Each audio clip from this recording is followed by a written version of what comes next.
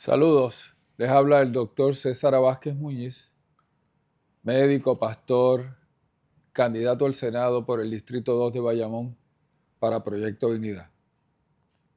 En este segmento de análisis vamos a hablar un poco de la importancia de que la Iglesia asuma su responsabilidad en el proceso político, en el proceso electoral.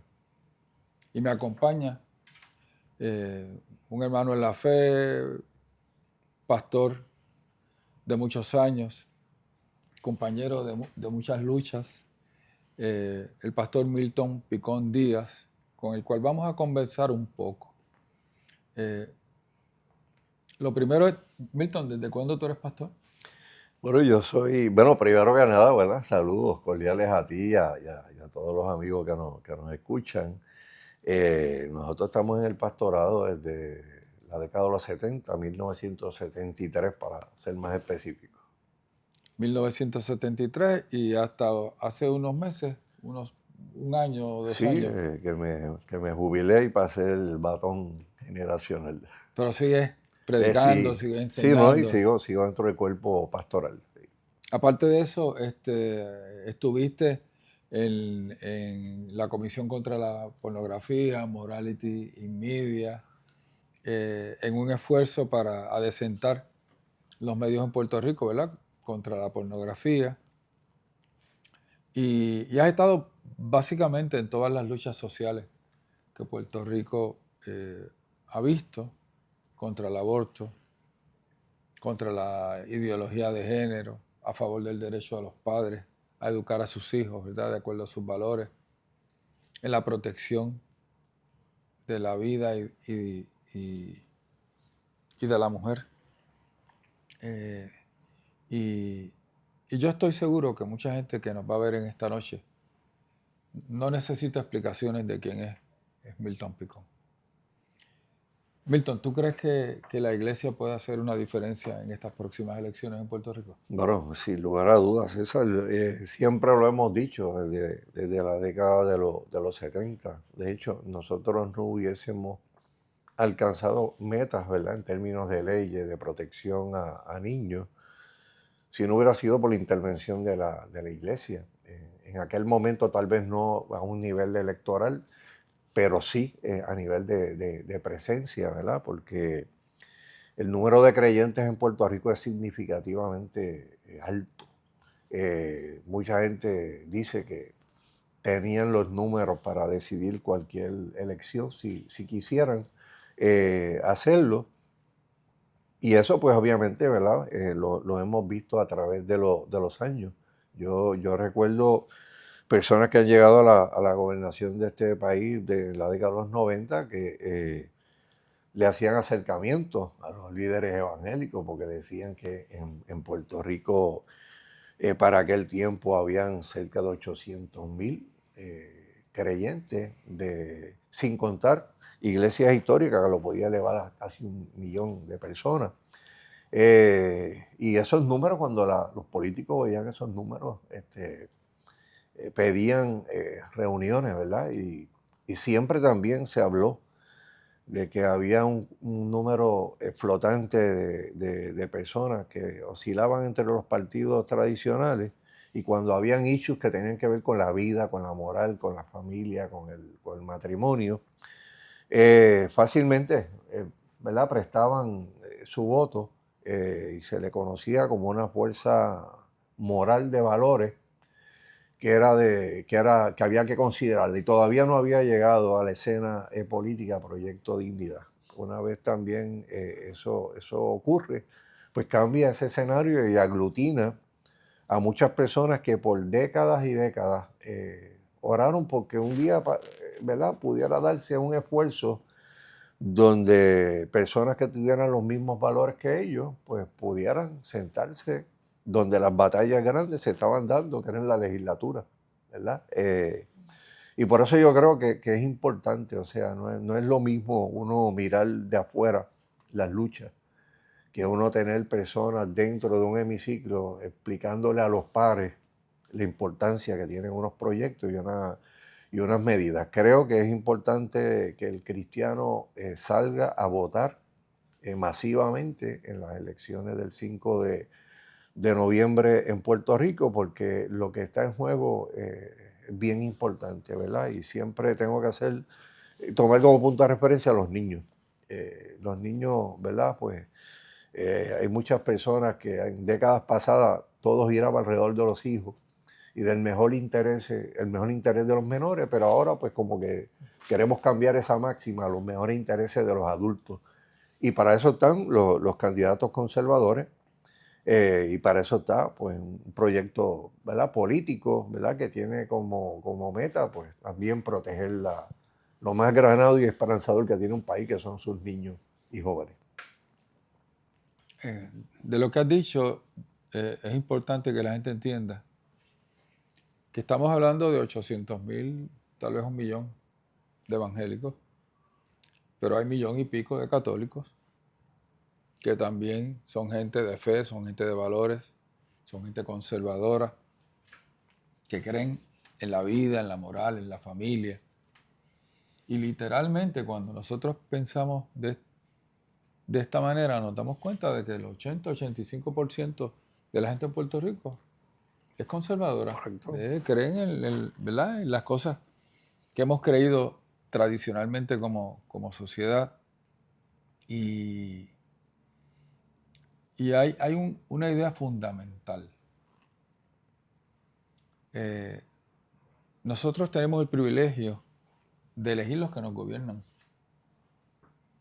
Tenemos el privilegio de elegir los que van a tomar decisiones importantes sobre nosotros, sobre nuestros hijos, sobre asuntos tan importantes como lo es la salud, la educación, el medio ambiente, la economía. Eso es un privilegio, porque la mayoría de la gente a través de la historia han vivido en regímenes totalitarios y todavía en este momento, mal tasado, más de la mitad de los habitantes de este planeta viven en regímenes totalitarios. Ellos no deciden, otros deciden porque tienen la fuerza. Así que es importante que la gente vote. Es importante que la gente vote desde sus valores, desde lo que cree. Pero para usted poder votar desde sus valores, usted tiene que conocer la trayectoria de aquel por quien usted vota y qué es lo que representa, qué es lo que propone. Durante mucho tiempo nosotros hicimos este ejercicio. ¿Te acuerdas del voto moral? Sí, Del voto correcto. pro familia. Eso es así. Ese esfuerzo que hacíamos en la búsqueda de candidatos de los diferentes partidos, que nosotros tuviésemos la seguridad de que si llegaban a la legislatura, al Ejecutivo, iban a actuar en favor, en afirmación de esos valores. ¿Y qué pasó? Bueno, pues mira, obviamente hubieron personas que tal vez pues hicieron un trabajo, otros no lo hicieron. Y nosotros pudimos darnos cuenta de la importancia de tener personas que realmente fueran servidores, o sea, personas que fueran, De verdad. exitosas en una vida privada, que no tuvieran estas componendas con los grandes intereses, porque eso era lo único que iba a poder garantizar que hicieran el trabajo para lo cual, ¿verdad?, fueron electos, y pudieran también hacer los trabajos en favor ¿verdad?, de este país en áreas como tú señalas, educación, salud. O sea, tú sabes las veces que nosotros hemos visto los grandes intereses y los cabilderos derrotar proyectos que tienen que ver con la salud, con los derechos de los pacientes, porque simple y llanamente un político no tenía la columna dorsal lo suficientemente derecha para decirle que no La a babilla. unos grandes intereses y decir, no, yo voy a votar un proyecto en favor de las personas que sufren en este país, ¿verdad? Que necesitan tratamiento médico, que necesitan medicamentos.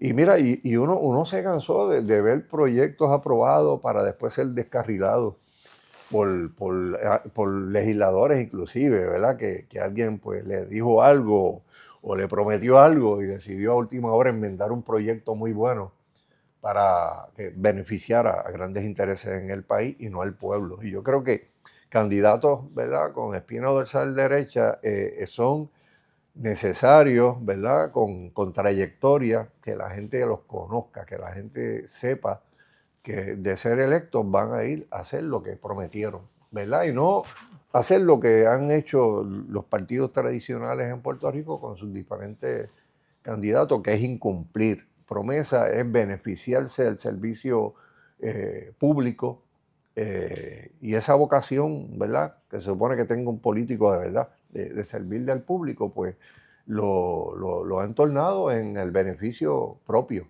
¿verdad? Si la gente tiene que entender que no importa lo que diga un político, hay un compromiso de hacer valer una plataforma. Eso es así. Segundo, hay unas reglas del caucus. Cuando el caucus legislativo llega a una conclusión, si tú quieres seguir perteneciendo a ese caucus, tú tienes que votar de la manera que te dicen. Tercero, tenemos la realidad de que los presidentes de las cámaras legislativas controlan el presupuesto. Así que te pueden estrangular. Hace falta tener convicciones para realmente, cuando llega el momento difícil, uno sostenerse sobre esas convicciones, no sobre la conveniencia política. Han habido otros pastores que han participado de la legislatura en Puerto Rico. Bueno, aquí el primer pastor que participó fue para la década de los 90 y fue un pastor que era de la iglesia wesleyana, fue el reverendo Efraín Santiago, que en un momento dado un gobernante lo reclutó para el Ejecutivo. Creo que dirigió Esa el era Departamento de la Vivienda. la wesleyana que estaba allí, que Correcto, está la que al lado estaba al lado de la de la Gabriela Gabriela Mistral, Mistral. ¿verdad? Ok. Una iglesia de muchos años. Y una vez, ¿verdad?, el Ejecutivo lo reclutó, pues decidieron en la próxima elección, pues darle una oportunidad para llegar a ser senador y por acumulación y llegó llegó a ejercer el cargo, creo que por 4 O sea años. que yo sea pastor no es ningún obstáculo para que yo pueda servirle a Puerto No, Rico desde el Senado. de ninguna manera. O sea, aquí por lo menos a nivel local no hay ningún tipo de impedimento para eso. E inclusive te puedo decir que a nivel federal tampoco. Mira, Tampoco. yo acabo de llegar de una actividad en Washington que voy cada 2 años. Y tú sabes la cantidad de personas que son pastores, que son congresistas. Bueno, O sea, son congresistas, ¿verdad? Gente de la Cámara de Representantes, Jimmy Carter senadores. daba escuela bíblica en su iglesia. Correcto. De Georgia era él. Sí, de Georgia. Y de hecho, todas esas cosas comenzaron desde la fundación de la nación, cuando uno de los que firmó la declaración, llegó un momento que el estado de California y Washington y Nueva York quisieron prohibir que un pastor pudiera ocupar una posición política. Y esa persona, que fue de los firmantes de la Constitución, inmediatamente incoó un caso y lo ganó. Y dijo, no, ¿cómo es posible? No, claro. Sí, para aquel tiempo inclusive el pastor era la persona mejor preparada académicamente, ¿verdad? Intelectualmente. Y los tribunales decidieron, ven acá, pero ¿cómo no va a ser posible que una persona que haya administrado iglesia, que haya administrado presupuestos, que haya tenido que enfrentarse a diferentes situaciones y manejarla no pueda ejercer también una posición pública? O sea que ni en Estados Unidos ni en aquí es un impedimento. El que pueda decir eso, pues obviamente pues ignora lo que es la historia, ¿verdad? Y pues tal vez que descargan algunos miedos que inculcaron algunos partidos en algún momento dado para tratar de excluir el que personas de fe pudieran entrar al mundo público. O quiere alimentar un prejuicio. Sí, O quiere ciertamente. alimentar un prejuicio. ¿Desde qué año tú me conoces? Bueno, yo te conozco a ti desde básicamente desde que yo llegué al ministerio. Y obviamente cuando nosotros comenzamos Estamos hablando de principios de los 70. principio de los 70, o sea, yo creo que tú llegaste primero que yo, estuve un año antes. Pero luego de eso, pues en el 75, cuando comienza la batalla contra la pornografía, yo recuerdo en un momento dado que aquí se sometieron unos casos, ¿verdad?, criminales contra una de los grupos que estaban, ¿verdad?, distribuyendo material de naturaleza Pornográfico. obscena. Y recuerdo que uno de los fiscales especiales, ¿verdad?, que había designado el gobernador de aquel entonces para bregar con los casos, me dijo: yo necesito un perito que se siente a, a testificar en un pleito criminal. Y pues le di varios nombres, bueno, varios nombres, le di dos nombres, ¿verdad? Entrevistaron a la primera persona y los fiscales me dijeron no. Y la segunda persona que entrevistaron fue a ti, fue a ti. Está esa foto ahí con esos dos fiscales especiales. Y me dijeron: esta es la persona que vamos a sentar a declarar como perito, ¿verdad?, del Ministerio Público. Tú testificaste allí en ese juicio. Y cuando terminó el juicio, que el juez dice de pie al acusado, pues culpable. Y se acabó la distribución de material pornográfico en el Aeropuerto Internacional De Puerto Rico. de Puerto Rico. Y obviamente también, pues, muchos grupos que estaban distribuyendo vieron la convicción y dijeron: pues vamos a retirar los materiales de los estantes porque puede ocurrir lo mismo, ¿verdad? Y eso fue en el 1979. Estamos hablando de muchos años atrás, ¿verdad? 1979, 79. yo me gradué de medicina en el 78, 7478, el recinto de ciencias médicas, y en el 79 estaba haciendo medicina de familia en el Hospital Regional de Caguas. En 1980, ya tú eras pastor, ¿verdad? Para el 1980. Sí, yo estaba yo empecé como copastor en el 73, ya en el 75 era el pastor de la catacumba de Dorado. En el 80 me nombran parte del cuerpo de pastores de la iglesia a la que pertenecía. Y en una reunión que hicimos en Bayamón, apareció Carlos Sánchez y nos explicó qué era lo que había pasado con el caso de Duarte Mendoza versus el pueblo de Puerto Rico, de esta joven que le habían hecho en Junco un aborto, y cómo con la decisión de Duarte Mendoza versus el pueblo de Puerto Rico se había legalizado el aborto en Puerto Rico sin ninguna restricción. Y en aquel entonces comenzamos a finales del 80, Carlos Sánchez y yo, la Asociación Provida de Puerto Rico. Y se hizo este esfuerzo de educar a un pueblo, particularmente a la iglesia, del crimen que era el aborto. Yo quiero decirte... Digo, es un esfuerzo que le salvó la vida a miles de niños. Claro. O sea, que hay que decirlo. Si Puerto Rico en este momento tiene una cultura provida, fue por el trabajo que se hizo desde los 80 hacia acá, en las escuelas públicas del país, en iglesias con conferencias, donde tú participaba Carlos, y el equipo que llegó a formar, que visitaban las iglesias. Virgen, Mira, yo, para decirte más, mira, yo he tenido la experiencia de ir a una oficina médica y una persona sacar una foto de un niño y decir: mira, este niño se lo debemos a ustedes. Y fue el producto de la lucha provida que se dio en los 80 y que llegó a formar una cultura provida, o sea, que fue acompañada por líderes religiosos, tanto católicos como protestantes en el país. Así que Puerto Rico tiene una deuda de gratitud, ¿verdad?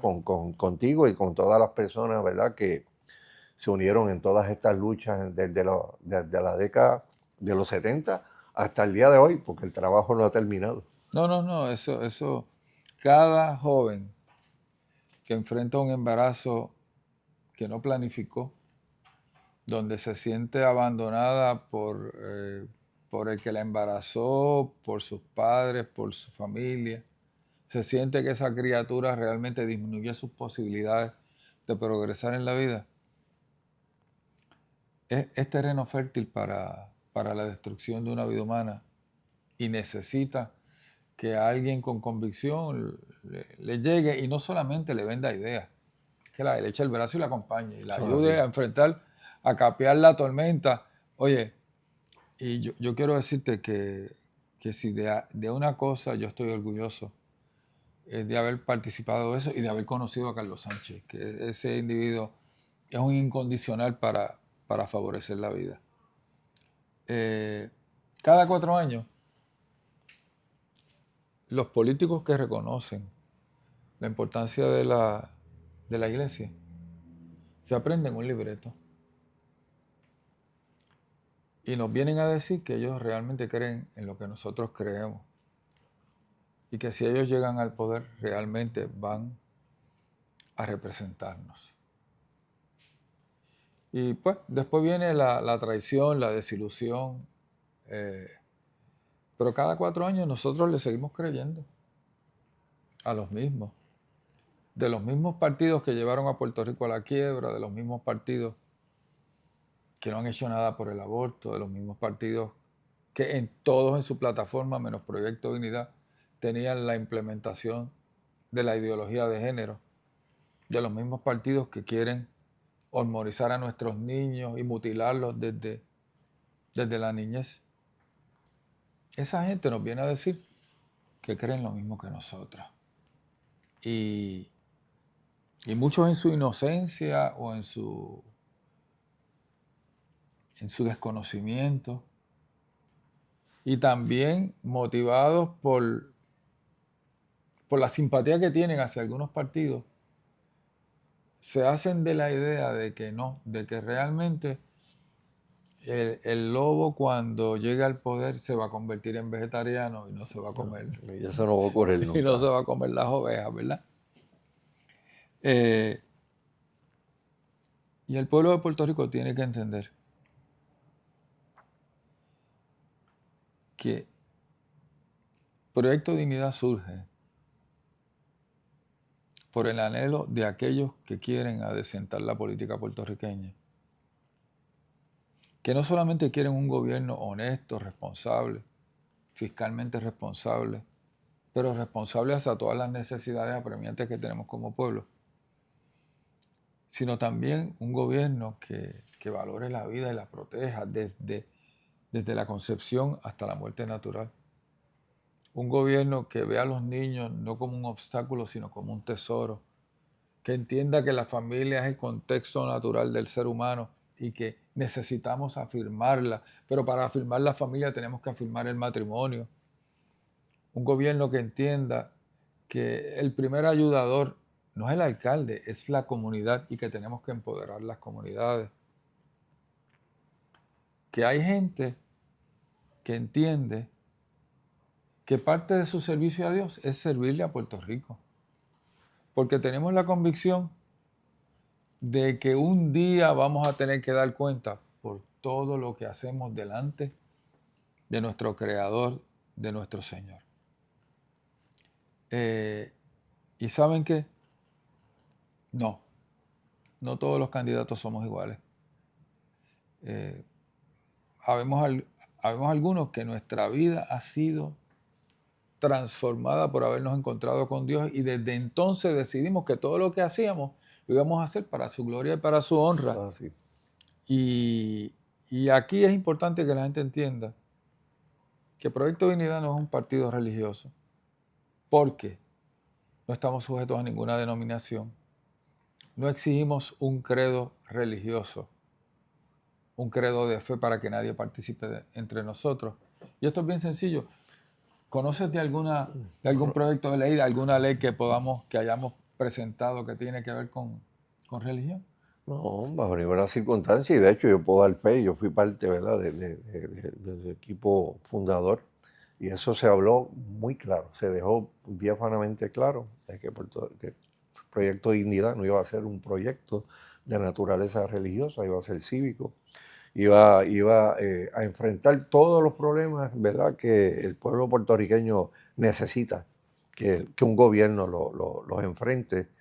Y yo creo que no ha habido nunca en la historia de este país un momento tan único como el de ahora para poder lograr un cambio. O sea, uno mira las diferentes plataformas de los diferentes partidos y todas son una decepción total para la familia, para la niñez, para el futuro. O sea, no hay una esperanza que se le pueda brindar al país de que hayan padres que no tengan que, ¿verdad?, emigrar hacia otros lugares porque no va a haber futuro para sus hijos y para sus nietos. Y yo creo que Proyecto Dignidad representa una plataforma de verdadero cambio, compuesta por personas que van a lograr eso porque lo han probado. O sea, esto no es algo de que estamos prometiendo como los políticos, ¿verdad? Porque aquí en 4 años, una senadora en una cámara, una representante en la otra cámara, han podido hacer cosas extraordinarias, gente que decía que no iban a poder hacer nada. Hicieron diferencias significativas. Total, imagínese usted una legislatura que esté dominada por gente que tengan un verdadero compromiso con el servicio público, con la transformación de este país. Bueno, hay hasta personas, analistas, que en los últimos días han hecho hasta unas proyecciones, ¿verdad?, de lo que podría ocurrir en el país. Si en el lugar, porque a veces las personas siempre no le dan tanta importancia a cosas que son importantes. O sea, la legislatura es importante. Ahí se aprueba el presupuesto de este país. Ahí se hacen una serie de cosas que se convierten en leyes que rigen el destino de este país, Ahí se ¿verdad? aprueban los jueces. Sí, o sea, los nombramientos del Ejecutivo más importantes se aprueban allí. O sea, y yo creo que la presencia de Proyecto Dignidad, comenzando en el 2025 con un grupo grande de personas en las dos cámaras, pueden hacer una diferencia de transformar verdaderamente a Puerto Rico. Porque yo sé que toda la gente que ha sido electa hasta ahora ha cumplido fielmente todo lo que en la plataforma se prometió en el 2020. O sea, a veces yo veo candidatos de los partidos tradicionales prometiendo una serie de cosas y uno ha dicho, pero si llevan 8 años, 4 años sentados en la misma silla. O sea, yo le voy a creer que van a hacer algo diferente cuando no lo han 20 podido hacer años. en 8, 10, 15 años, 16 años. O sea, yo creo que se le puede creer a la gente que ya ha probado, ¿verdad?, que tienen un compromiso con el país, ¿verdad? Y por eso, ¿verdad?, estamos entusiasmados con la candidatura tuya al Senado, porque sé que haría una gran diferencia en el debate, en la discusión de ideas, en poder inclusive llegar con un mensaje a los pares, ¿verdad?, que estén allí, para explicarle cosas que son importantes, cosas que a veces uno quisiera hacer en una reunión de 5 minutos, ¿verdad?, en una visita a un legislador, o quisiera hacerlo desde las gradas, pero no es posible porque los que votan están sentados allá abajo. Y esos son los que tienen los proyectos y los que pueden emitir los votos y las discusiones y las enmiendas también a proyectos. O sea, yo creo que con una cantidad considerable de personas de Proyecto Dignidad sentadas en la próxima legislatura, pues este país puede ser transformado y cambiado, ¿verdad?, en el ámbito político. Sabemos que las transformaciones del corazón solamente las hace No, Dios, sí, ¿verdad? estamos Pero claros en eso. hay otras cosas que las tienen que hacer los hombres a través de personas electas que tengan la espina dorsal derecha, que estén vacunados en contra de la corrupción y de toda esta malignidad que a veces, ¿verdad?, ha teñido esa asamblea legislativa. Solamente gente con valores son los que pueden hacer la diferencia. Milton, nos podemos seguir hablando sobre el tema. Pero la gente tiene que entender que usted tiene una responsabilidad en la decisión que va a tomar al emitir su voto en las próximas elecciones. una responsabilidad hacia las próximas generaciones, si van a tener una oportunidad, una responsabilidad hacia los adultos mayores, si van a poder manejar este momento difícil en la vida. Usted tiene una responsabilidad ante su conciencia. Y si usted es creyente, una responsabilidad delante de Dios. Yo he estado toda la vida sirviendo al Evangelio. Y en este momento, Proyecto Dignidad es una manera de servirle a Dios sirviéndole a Puerto Rico. Yo te invito a que me des tu voto, no solo a mí, a Javier Jiménez, a Viviana Ramírez, a Limario Ocasio, que es mi compañera de papeleta en el distrito de Bayamón, a Ricardo Ricky Aponte, a Juan Rivera, a María Angélica Díaz, a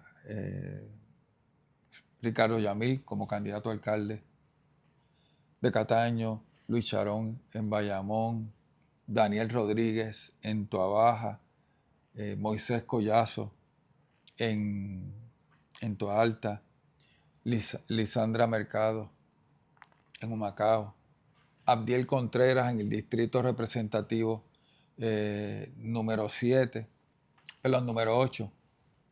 A todo el equipo de gente comprometida para hacer un cambio de corazón. No porque digamos que lo vamos a hacer, sino porque esa ha sido nuestra trayectoria de vida. Yo tengo la convicción de que un día yo tendré que darle cuentas a Dios por lo que hago en esta área tan fundamental que es la política. Así que te invito, ve a mi página cesarvazquezpd.com, puedes visitar proyectodignidad.org y te invito a que vayamos juntos al Senado. Agradezco a Milton, ¿verdad?, que nos haya acompañado. Pudimos haber seguido hablando muchísimo, pero yo sé que tanto él como yo tenemos en el corazón la urgencia de decirle al pueblo cristiano de que es hora de hacer diferencia en la dirección que Puerto Rico lleva. Así que, gracias, Milton. No, siempre a la orden. Y gracias a ustedes por su atención. Como te dije ahorita, vayamos juntos al Senado. Con los valores que atesoramos. Atrévete a creer. Con un Senado que no te mienta, que te respete, que traiga un cambio. Con el doctor César Vázquez en Bayamón, vayamos juntos al Senado. Porque César